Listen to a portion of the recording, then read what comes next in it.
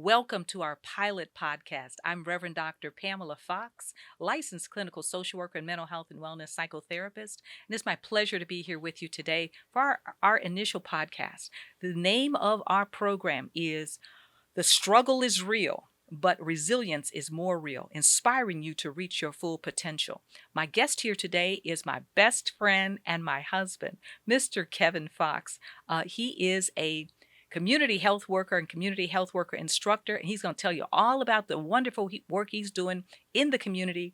And I will share with you in just a few minutes the kind of work that I'm doing in terms of the mental health and wellness work I'm doing here, right here in Arlington and across the Metroplex here in DFW, Texas. Again, it's my pleasure to be here with you today for our podcast, initial podcast entitled The Struggle is Real, but Resilience is More Real, inspiring you to reach your full potential. Stay tuned and keep listening. Thank you.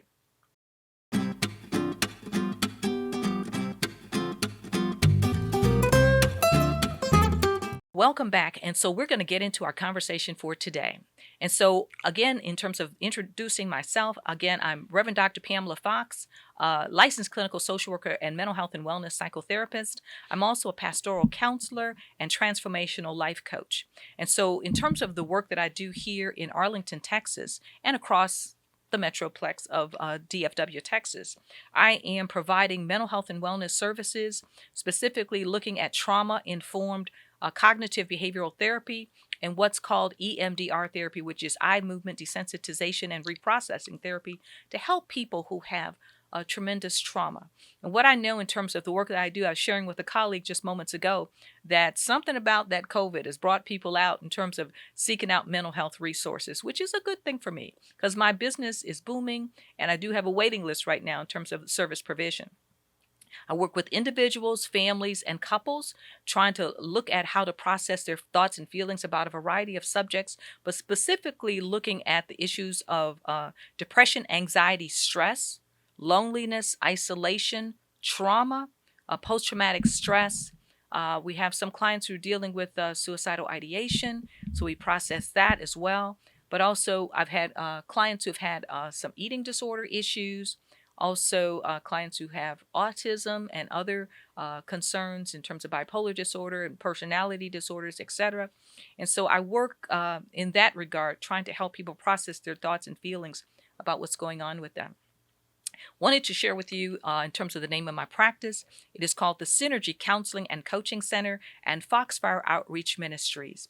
Again, we're located here in Arlington, Texas, here in the Arlington Highlands Shopping Center, a very wonderful place that's nearby Starbucks and all sorts of other, and Gloria's Restaurant and all sorts of other wonderful places here. I think the Holy Spirit led me to this location, so I'm just like well positioned. People come get their therapy, then they go get a cup of coffee and all of that. So it's a wonderful thing. And so I am the CEO, which for me stands for Chief Empathy Officer, and I'm the solo entrepreneur and also clinical director, again, of the Synergy Counseling and Coaching Center and Foxfire Outreach Ministries. My business is a woman-owned business. It is a Black-owned business, and it is a veteran and military retiree-owned business. And I just am excited to share that with you as well.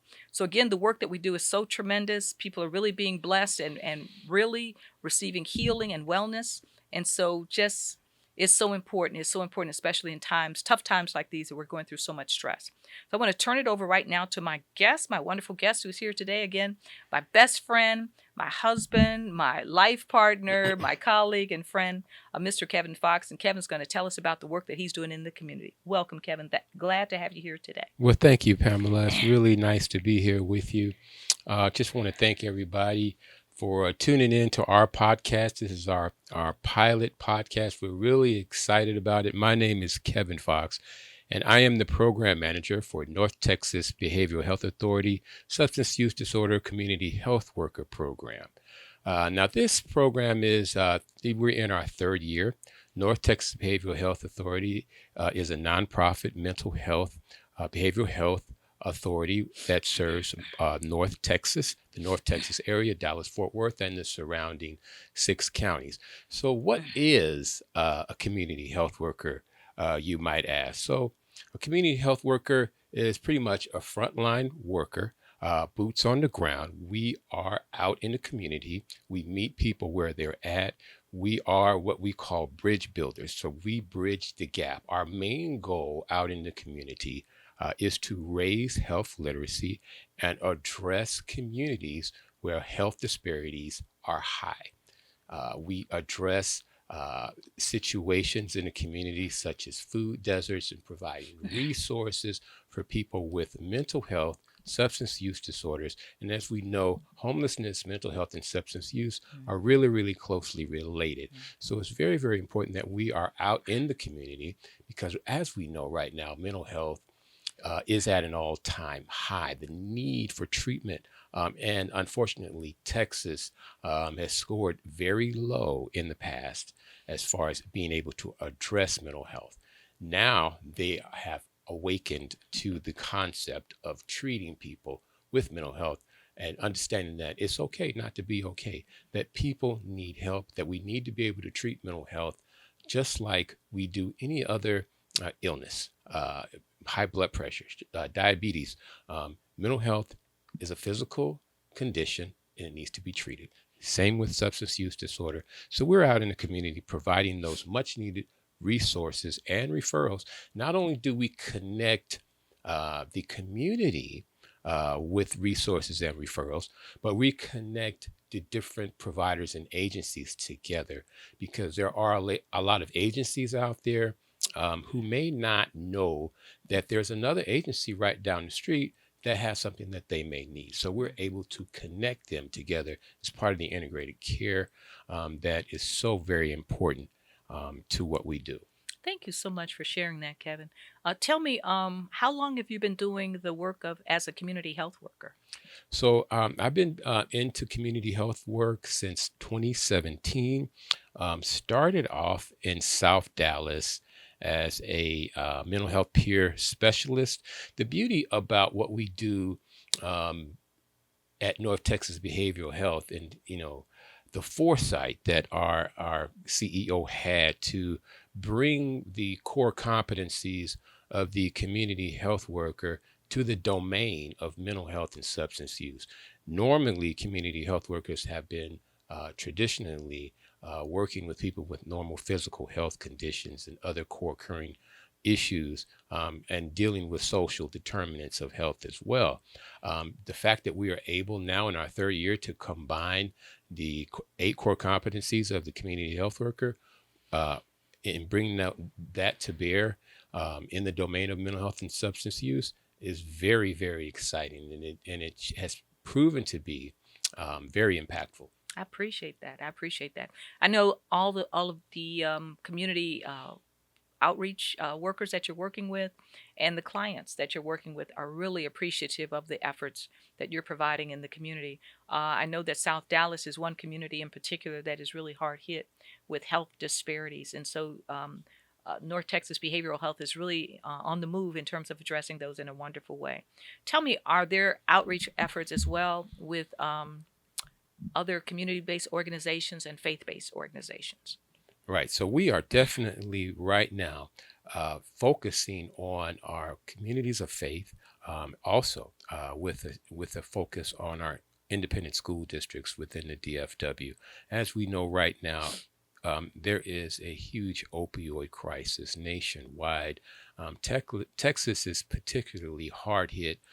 It is now, along with fentanyl, infiltrating middle schools, not high schools, but now they've started to infiltrate middle schools. There was an incident not long ago where a student passed out in class from an opioid overdose and was revived. Thankfully, the school staff had Narcan on hand and was able to revive him, which is another thing that we really, really focus on in the community is harm reduction. Because we know that it's life-saving. We know that because there is a Good Samaritan law out there, that people, lay people like you and me, citizens, everyday citizens, we encourage you to use Narcan whenever possible. You can't go wrong with it. You can only help to save a life. And so this is what we do. We do a lot of Narcan distribution and training to the different school districts in the Dallas-Fort Worth area, as well as hospitals and other providers as well. I appreciate that. I appreciate that. And I just applaud you for your efforts. I know the hard work that you do, and you're just, hitting the ground running. You and your team are about that business, and it's a wonderful thing to see. And again, lives are being impacted, lives are being saved, if you will, by the work that you're Yes. doing. And it's Yeah. so important. It's so important. I wanted to echo what Kevin has already been sharing about the work that's going on in the community. And I wanted to share just for a few minutes about a program that I'm familiar with as a um, master trainer, if you will, of a program called the Hope Squad. Talking about reaching out to the community and reaching out to young people. At the Hope Squad, I was able to receive this training last year in Utah, where Hope Squad originated, and it's really making some wonderful moves here in the Dallas-Fort Worth area as well. And it's a program that is their motto right now is hold on, persuade, and empower. And it's about peer-to-peer outreach, Mm. student-to-student outreach with children, youth, and young adults, looking at the elementary school level, middle school, high school level, and even college level students who are availing themselves of this peer-to-peer suicide prevention and mental health awareness program, again entitled the Hope Squad, looking for signs of distress that the young people are going through. And we know, again, talking about statistics, because we want to be evidence-based in the work that we do. And here lately, what's being found is that young people are experiencing just high levels of depression, anxiety, and stress. And also, sadly, the statistics indicate that the number one cause of death for young people right now is gun violence. So we have to be aware of how our young people are being impacted and affected and infected, if you will, by this terrible public health crisis Mm. of gun Yeah. violence and mental health issues as well. So again, talking about the Hope Squad, it's a collaborative process where the adult providers called advisors, who may be the social workers and the school counselors and others in the schools, are helping these young people by getting the training that they need. It's evidence-based program, educationally based and curriculum-based program to help young people to really each one teach one, if you will, each one help one, each one reach out to one another. Right now, the Hope Squad is in 1,600 schools across the U.S. and in Canada. And Mm. again, we're trying to really make some inroads here in the DFW and Texas area. So if people are interested in that, at the end, I'll give my contact information and just give me a shout out, give me an email or what have you, so that I can share more information with the public about the Hope Squad, because it's really making an impact with our young people. So just Awesome. wanted to share that as well. Awesome. Mhm. And I'm glad that you brought up with the Hope Squad being peer to peer. Yes. That's very, very important. Our community health workers are people with a lived experience in the community, and we really, really do emphasize peer-based recovery. And what we do when we talk about peer-based recovery, because our community health workers do have a lived experience, and it makes such a huge difference, because now you're talking to people in the community who can relate to you, who you have something in common with. Now you can provide a role model, a blueprint of how to recover and how to have a positive recovery outcome. So in that regard, it's very, very important that we understand the difference between what the clinicians do and what community health workers do. It's important for us to understand we are not clinicians, that we are out in the field. And what we do when we do assessments, when we provide our referrals and resources, we do what we call a strength-based assessment, Yes. as opposed to what clinicians do mostly is a needs-based assessment. And so what we do is we try to find out what is it that the patient, the client, is good at? What strengths do they already have? And using some really good motivational interviewing techniques, we're able to uh, uh, engage the clients, the patients, to uh, play an active role in their own recovery, because it's important that we do not become enablers. We have to be capacity builders. That's a very, very important aspect of it. We do not want to enable and have the population, the community, totally dependent on us to be the problem solver, because the goal is to get our clients and patients to solve their own problems, to take and play an active role in their own recovery. That is so vitally important. I so appreciate that. Because for me as well, and just to dovetail with what you just said, Kevin, is that for me as a social worker, looking at that biopsychosocial, cultural, spiritual aspect, looking at that kind of approach in terms of incorporating that in the work that I do as a social worker and also as a clinician. But also for me as a social worker, looking at the social justice Mm, piece, the mm, social justice piece yeah. and social advocacy. A couple of weeks ago with my home church, which is Friendship West Baptist Church in Dallas, where our pastor, Reverend Dr. Frederick Douglass Haynes, the third, is going to be celebrating his 40th anniversary this weekend. This whole month is a month of celebration for him. But Friendship West and other like-minded churches are really involved in the whole social justice or social ministry aspect. And a month or so ago, my home church and other members of our church took buses down to Austin, Mm, Texas, to mm, really advocate for um, getting more healthcare services for Black women in terms of maternal and child health, because we know that the health disparities are real. You talked about some of the health disparities that you're encountering with some of the clientele that you're working with, but we know too in the faith community and in just the community at large that there are definitely health disparities, and unfortunately Black women are hard hit by these disparities. So we really got to, as I say, make some noise, or as the late Congressman John Lewis would say, get into some good trouble, good if you trouble. will, That's right. about That's right. making noise about what the needs of the community is right now, and what we can anticipate from uh, infancy, prenatal, infants, babies, youth, young adults, the whole 9 yards, from the, as they say, from the cradle to the grave. We got to be mindful about what the needs of our community are, but we got to make some noise. If we're quiet, nobody hears us. The powers that be don't hear us, then we don't get our needs met. And so the other thing we heard last night at the Arlington Black Chamber of Commerce meeting, which is a wonderful gathering, as well as the Grand Prairie Chamber of Commerce, and particularly the Black Collective with the Grand Prairie Chamber of Commerce, is that we have to vote. Mm, Our vote is our voice. And if we don't vote, and we're in voting season right now, if we don't vote, then we're going to be in serious trouble, because, again, the powers that be will think, they don't care. And so we don't get our needs met, even though we're paying salaries through our taxes, but we're not getting our needs met because we're not voting. So let's be about that business as well. And that's part of social advocacy, I would say. So. absolutely. And I would just like to piggyback on that, because we know how important advocacy is. It's one of the most important core competencies for the community health workers, being a voice for the voiceless, Yes. right? Um, Yes. Nothing about us without us. Yes. We go to Austin every other year to advocate for our community. We advocate for the homeless. We advocate for people with substance use disorders and mental health issues as well.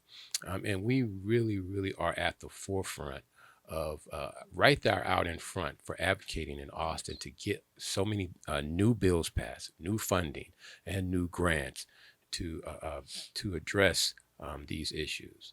Oh, that is so important. And I know that a lot of other community organizations are doing the same thing. And again, working in a collaborative way with other like-minded organizations is so powerful. And when we show up down in Austin or wherever the seat of government is, the politicians take notice. And they say, "Oh Yeah. boy, they're here." And they're here with their signs, and they're singing, and they're making noise and what have you, and they appreciate that. And so we got to keep doing things like that, because that is making a dramatic impact on what's happening in terms of helping, as I say, the hungry, the hurting, and the homeless, the Mm, least, the left out, and the left behind. That we mm, really have to keep doing that work. It is so vitally important. You know, I'll share with the audience. I'm a native Chicagoan, if you will. I'm a longtime Chicago resident, born and raised there, and our family came here to the DFW area 17 years ago. mm. But I call myself, 'cause I'm an older adult, I call myself an OG.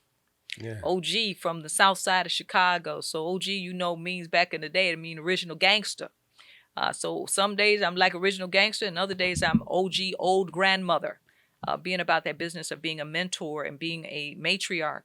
and being one who's trying to help the next generation of social workers and just helping the next generations of my friends and family. And so trying to be about that business of, I know by virtue of my age and my life experience, talking about that lived experience, that I'm called to, if you will, to pass on the gift, skills, and talents that God has blessed me with to the next generation. So I'm certainly about that business. And I so appreciate your support in my efforts to be about that business, because it is Absolutely. time consuming, and it's like I'm burning the midnight oil, I'm on the computer and making contacts and stuff like that. And you've been extremely supportive of me all throughout my career, and I so appreciate that. Absolutely, absolutely. And you spoke about the communities of faith, and now we're having that great gala tonight for Pastor Haynes. North Texas Behavioral Health, for the last 3 years, we've really been focusing on communities of faith. And what we know, especially in the Black community, that in our churches, our communities of faith, stigma is at an all-time high. It is one of the largest challenges and obstacles that we have in treating and dealing with people with mental health issues. We have got to turn the corner. We have got to change hearts and minds to understand that it is okay not to be okay, that it's an illness that needs to be treated. For so many years, so many decades, mental illness has been given so many negative connotations. And I could fill up a whole book with the amount of negative stereotypes placed on people with substance use disorders and mental health issues. It's time for us to get past that. It's time for us to begin to provide a non-judgmental, emotional safe space for our people to process their feelings and recover from their issues. Yes, absolutely. So what you're saying is so true. And so many churches, I think, have now seen the light. I jokingly say that if something good came out of COVID, what came out of it is that people are now more aware of the need to get some mental health counseling and to get some other support services as well. I think during the peak of COVID, and we were on lockdown and we were quarantined and what have you, people found out about themselves. Mm. People found out about their spouses and their children because they couldn't go nowhere and they had to be in the house with their people.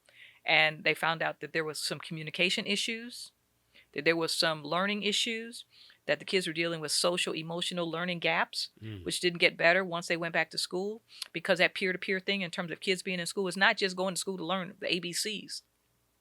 It's going to school to be with the teachers and to be with the counselors and to be with their students, with their fellow students and what have you. And that is so important for them. So the fact that we're coming out of COVID, praise God, we're coming out, but these things have now surfaced where people are in recognition that it is okay to not be okay. Yeah. And that it is okay to ask for help. And even some churches, some enlightened churches, have seen the light and are recommending that the members seek out pastoral counseling, mental health counseling, et cetera, et cetera. So again, my resources and my colleagues' resources who are in the field are being called upon more than ever before. And it's a really, really a good thing. Some of the pastors are even saying you need Jesus and a therapist. And so, that's what's really happening. And so Pastor Haynes says that, you need Jesus and a therapist. And so it's a wonderful thing. And so hopefully, prayerfully, more of that will be happening as time goes forward. Because what we've been doing, again, referencing depression, anxiety, stress, loneliness, isolation, despair, suicidal ideation, eating disorders, all of that, because people on stress overload, there are solutions. There is help. Help is available. There are not enough mental health providers, so we have to look at extending our resources through educational classes and so forth and so on to get the word out, and through the churches and through community groups and so forth and so on, that help is there. You just got to reach out. And, people Google for everything else. Yeah. So let them Google to find out where the services are in their local community, and that'll be a wonderful thing, a blessing for them. Absolutely. Mm-hmm. And you mentioned briefly about suicidal ideation. We'll all just want to touch on that a little bit. So suicide right now is at an all-time high. Yes. It's at epidemic levels right now, especially amongst our young people, Yes. especially our young Black males right now who are really being hard hit with COVID, police brutality, Yes. racism, Yes. all of the uh, um, disparities and the social determinants of health um, that is brought to bear on our young black males. Their suicide rate is spiking right Yes. now. So we're in the business of prevention, intervention, and postvention. And hopefully we do not get to that postvention state. That's not where we want to be. We're trying to get into that prevention state and get to them and get them to a safe space, a mentally non-judgmental safe space, so that they understand that it's okay not to be okay, so that we can take suicide as an option off the table, so that our young people can improve their recovery outcomes. That's right. Because even with some of our young people, and I appreciate you speaking about the issues of young black men and young black women, and even girls of all ethnicities, and young men of all ethnicities and children are dealing with the issue of bullying Mm. in school. Bullying in school, so inappropriate. Back in the day, we handled it on the schoolyard, having a little fight or whatever. But nowadays, children are bringing weapons to school. And some children who are so bullied that they feel like they don't have a way out, and so they have suicidal ideation because they think that's the way out for them. And so we have to be mindful about being kind, being loving, being compassionate, stop the foolishness, the ridiculousness of being unkind and mean and evil spirited with people. So this kindness, love is the answer, if you will. And there's so many different ways people. It's not like it when we were kids a long time ago. Bullying was clear cut. 3 o'clock, meet me at the class, that kind of thing, or give me that lunch money, kind of thing. Now it's different. We are seeing a whole different ball game with cyber bullying. Okay, and it is even more sinister than can be than physical abuse. Cyber bullying is one of the most damaging things that happen emotionally to young people, and one of the highest can lead to a very high suicide rate. One of the highest causes of teen suicide is bullying, cyberbullying especially. So I'm really looking forward to seeing what kind of legislation that can be put forth to kind of regulate that the social media industry, which is kind of out of control right now, and our kids are suffering as a result. Yes. So we who are on the ground and wanting to hit the ground running to bring about a different kind of message need to be about that business. So let us be about that business. So I appreciate all the words of wisdom that you've shared with us today, Kevin. We're going to get continuing with our conversation for today. And I wanted to share with the audience that there's a special event that's coming up that you and I are going to be a part of, like next weekend. We've not done this as a couple before, but we're going to be about that business. And it's called the Art Inspired Healing Festival. Apparently, this is the second year of this wonderful group's, what they call the Art Inspired Healing Festival. It's going to be at Fair Park on Saturday, May the 6th, in what we call sunny South Dallas. Mm-hmm. And you and I are going to be together there. I'm going to be talking. We're going to be vendors there, and I'm going to be speaking actually about the kinds of things we're talking about today: mental health, substance abuse, mental health and wellness, and what can we do in our local communities where the health disparities are the highest. And health disparities in South Dallas is pretty high, as you already know. You already shared that. And so we have to look at what kind of message, positive message, can we spend and share, not spend, but share on that day and going forward in terms of looking at holistic health and wellness. What up, where's your man Dream with Dream Motivates? This episode has been brought to you by DMU, Dream Motivates University, the entrepreneur school for all entrepreneurs. That's right, right now, you could go to DMU Experience, check us out right there. There's a link right there. If you know anybody that's ever wanted to get in any type of entrepreneur network, this is the place. So go ahead, DMU Experience right here. Now back to the show.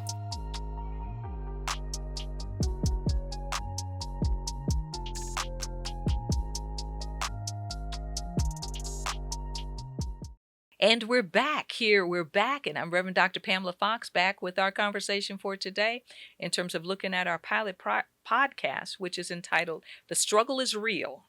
The struggle is real, but resilience is more real, inspiring you to reach your full potential. And so, again, joining me here today is my best friend, my colleague, my husband, Mr. Kevin Fox, who's going to share with us just for the remaining few minutes of our time together about the kinds of things that's going on in the community from a community health worker's perspective.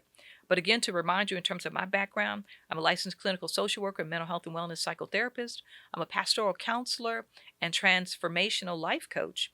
I am the CEO, which for me means the Chief Empathy Officer, if you will, and a clinical director of the Synergy Counseling and Coaching Center in Arlington, Texas. And the kind of work that we do there, again, looking at individual couples and family therapy, psychotherapy, and the kind of life coaching in terms of looking at personal and professional growth and development. And just wanted to remind you that my business, as I am a solo entrepreneur, so I'm about that business of trying to be in business, and it's a wonderful thing. But I am a woman owned business. I am a Black owned business, and I am a military veteran owned business as well. So just wanted to put that out there.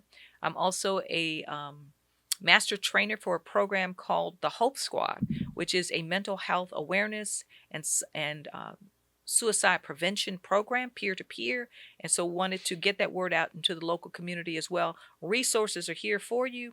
And just we're going to, at the end of our talk today, we'll give you contact information about how to reach out to us. So Kevin, let us continue with our conversation today.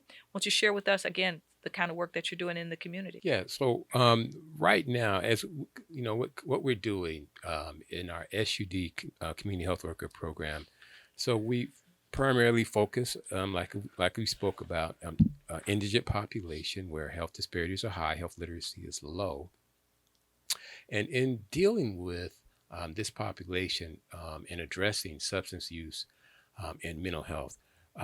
We know it goes without saying, and it's just hand in hand that homelessness is right there. So you cannot address substance use and mental health without addressing homelessness. You just can't do that. So what we're doing right now is we are collaborating with an organization called Housing Forward, formerly known as Metro Dallas Housing Alliance. So Housing Forward is now working with Dallas County, and what they're doing now is they're going through the Dallas Fort Worth area, mainly in the city of Dallas, and doing what we call homeless encampment decommissioning, which really what that is they're just closing it down. And it's part of what we're seeing on a larger scale, which has already happened in places like Deep Ellum, and now we're seeing it happen here in South Dallas, and that's the gentrification process.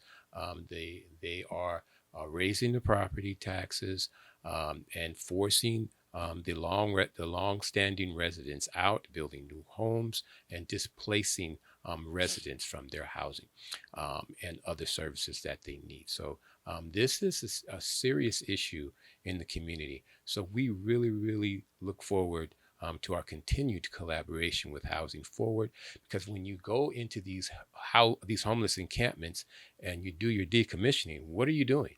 You have to be able to provide resources, referrals, and in these instances, if we're going to move people from homeless encampments, we need to have an alternative, a viable alternative. If you're going to declare homelessness in Dallas as a health emergency, then we need to be providing solutions as well. So what they're doing right now is as we continue to decommission the homeless encampments, we are providing temporary residence in hotels provided by the county. And while the community members are at these hotels, while our unhoused neighbors are there, what we are doing is providing much needed resources and referrals, emergency housing, substance use treatment, mental health treatment. And one of the most important things that we do when we're out in these communities and we're addressing these needs and we're closing these encampment enclosures is doing what we call ID or critical document recovery, because when you're homeless, and a lot of people with mental health issues, substance use disorder, for some reason or other, life happens. They don't have an ID. They don't have a birth certificate. They don't have a driver's license. They don't have a social security card. You cannot navigate through any system in this country without ID, birth certificate, social security card. So what we provide is a critical service, is critical document recovery assistance. So that is something that we've seen is in very high demand in the community. I appreciate that. That is so, so vitally important. I certainly appreciate that. What I know as I think about some of my clients over the years who have shared with me their life story, and some of them have gone from homelessness to home ownership, Mm. from homelessness to home ownership. And all I can say is look at God. Look at God. Look at God. Mm. And they share their testimony with me. Some of them grew up in housing developments, we call it the projects, grew up in the hood. And the struggle, again, for them was real. But again, resilience was real for them, because as they shared their story with me, drama, lots was going on.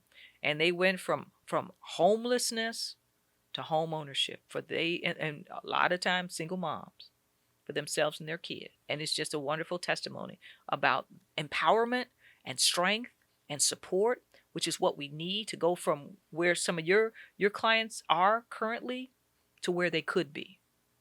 They have to have a Exactly. vision for where they could be if they Exactly. just keep on keeping on one day at a time. Mhm. Keep on keeping on one day at a time.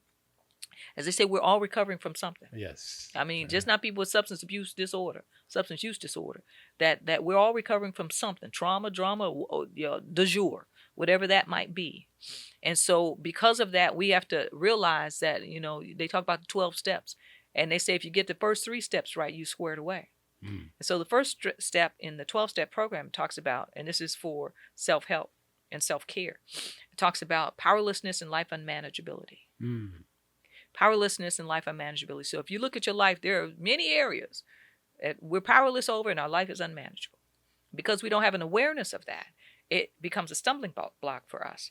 And then the next step has to do with recognizing that there's a power bigger than ourselves that can restore us to sanity. Mm. I think it was Einstein that talked about what insanity is, doing the same thing over and over and over again, expecting different results. So we have to get out of that insanity cycle. And then the third step has to do with turning our life and our will over to a power bigger than ourselves. That we have to get out of self. No, it's not about us. That is about a power bigger than ourselves that can restore us to sanity. And so we have to be about that business. But sometimes we can't do it by ourselves because we're so overloaded with what's going on with us and overwhelmed that we need a guide, a mentor, a counselor, a community health worker, a therapist, somebody who is in recovery from their stuff to lead us to a better place. Absolutely. And so that is the work that we do. Absolutely. That is the work that we do. And we're so happy to do the work. I see our time is winding down. I just have appreciated this conversation today. Right. I've been empowered by just being a part of this process. But again, before we close for today, I just wanted to bring back to the consciousness of our audience the fact about the Hope Squad. That Hope Squad is so important for our young people. Hold on, persuade, empower. And also for the helpers, the adult helpers, to question, persuade, and refer.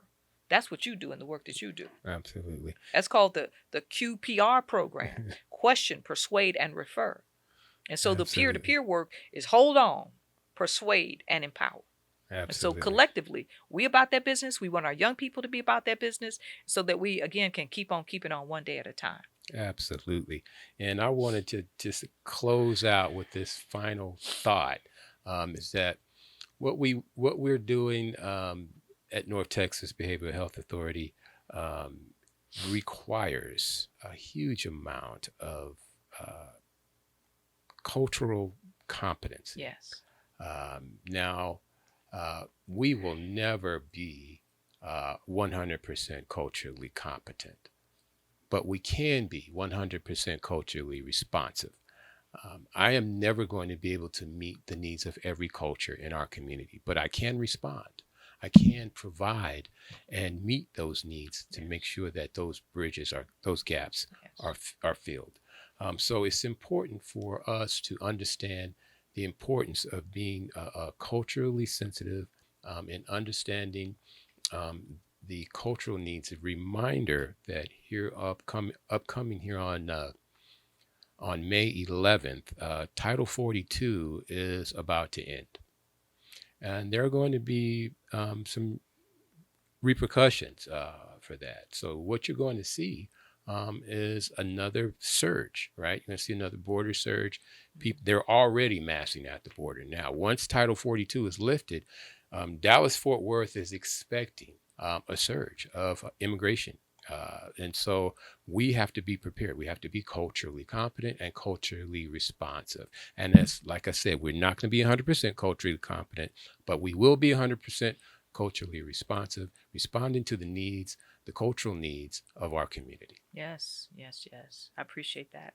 You keep us apprised of current events and Yes, upcoming will things. do. And so that's a wonderful thing. So we're going to be winding down in just a few minutes. But again, I wanted to bring back to the consciousness of our audience an event that's coming up for us, which is coming up, the Art Inspired Healing Festival. This is the second year for that. And I'm going to be a vendor. You're going to be a vendor. And I'm going to be a speaker. And my topic, I'm borrowing from my pastor, his sermon from a couple of weeks ago called Woke for the Work. Woke for the Work. And so we know that the word woke is being bandied about. It came from the culture and is being misappropriated. And so we have to reappropriate it for the culture. And so woke for the work has to do with looking at how anti-Black racism is impacting us in terms of social, racial, gender, economic, and environmental injustice and the need for justice in our community in all of those respective areas. So the question is, are we woke for the work? So we need to be about that business and get woke and stay woke. Wokeness for y'all, you already know, but it has to do with having your consciousness raised. So is your consciousness raised to be about the business? You're talking about what's going to happen soon with the change in terms of the influx of people coming across the border. Are we woke for that work? Are we woke for the work in terms of what women need right now? That's right. And the healthcare disparities with women. That's right. Because if you ain't woke, you sleep. You right? sleep. And so we don't want to be asleep because it's too much work to do. We're right. on a mission. And as a person of faith, people say, well, what's my mission? What's my mission? I say our mission is to glorify God and to serve God's people. And so if we're about that basic business of glorifying God and serving God's people, we're doing great work and we're woke for the work, for that work. And so we got to keep on keeping on. So they talk about mission is our work. Vision is our dream. And then we have to look at the guiding principles, whatever is guiding your principles. And so I am Reverend Dr. Pamela Fox, CEO, Chief Empathy Officer, and psychotherapist of the Synergy Counseling and Coaching Center. And it is my pleasure to be here with you today with my darling husband, my beloved husband, Kevin Fox. We just sending that word, trying to stay woke for the work. Can I get a witness? Amen. That'll preach. Thank you. This is Reverend Dr. Pamela Fox here with you again, mental health therapist, psychotherapist, licensed clinical social worker. I thank you for tuning into our pilot podcast, which is entitled The Struggle is Real, but Resilience is More Real. And we want you to know that we want to inspire you to reach your full potential. So that is basically what our podcast is all about. So I want you to tune in and just pay attention. You're going to hear some wonderful words from myself and from my beloved husband, Kevin Fox. We'll be sharing with you about what's going on in the community, what's going on here in the field of mental health and wellness, and to continue to be about that business because we know that it is okay to not be okay. But do reach out for help because help is available. I thank you so much for listening and stay tuned. More to come. Thank you so much.